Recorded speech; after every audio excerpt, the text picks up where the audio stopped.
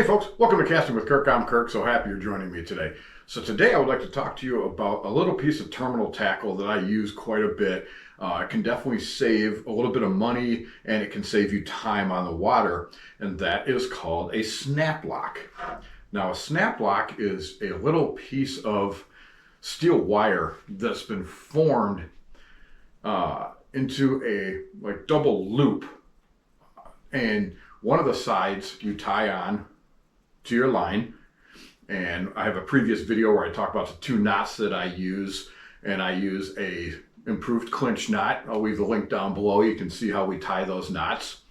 And then the other side is a little clip side that you push and it opens up. Now what this does is it allows you to take, say, a crankbait. I use this a lot on my crankbait rods, and you just slide that crankbait onto that open side of that loop, pinch it closed, and it snaps shut, and now you've got your crankbait on there. Well, what's nice is, say your crankbait gets beat up, or say you're fishing shallow and you decide you want to fish deep, well, instead of taking the time to tie on a whole new lure, open that up, slide the old one off. Say I want to grab a jerkbait. I just slide the jerkbait loop onto the snap lock, close it back up, and now I can fish a jerkbait. The way it saves money is every time you cut line and have to retie, you're using up more and more of your line. I've gone through a whole season using these snap locks on my crankbait rod and switching out different lures and maybe having to tie once or twice when the line gets a little frayed. But other than that, I can just keep switching out my lures.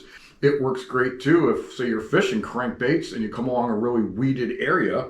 I can pop off that crankbait and I can slide on a swim jig, clamp that up, and now my swim jig's ready to go and I can fish that. You can get them in multiple sizes, but I find a number 2 will cover pretty much all the crankbaits that I use, covers the swim jigs.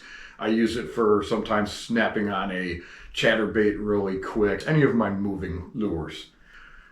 Now what's nice about them too is when you're done with the end of the day of fishing, you can take them, and instead of leaving, say, the crankbait on your rod and where it can get tangled up or it can poke somebody or poke yourself, you take it, take the lure off, open it up, and you can hook it onto that hook keeper on your rod.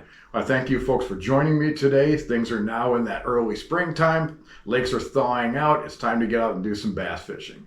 You folks have yourself a great day.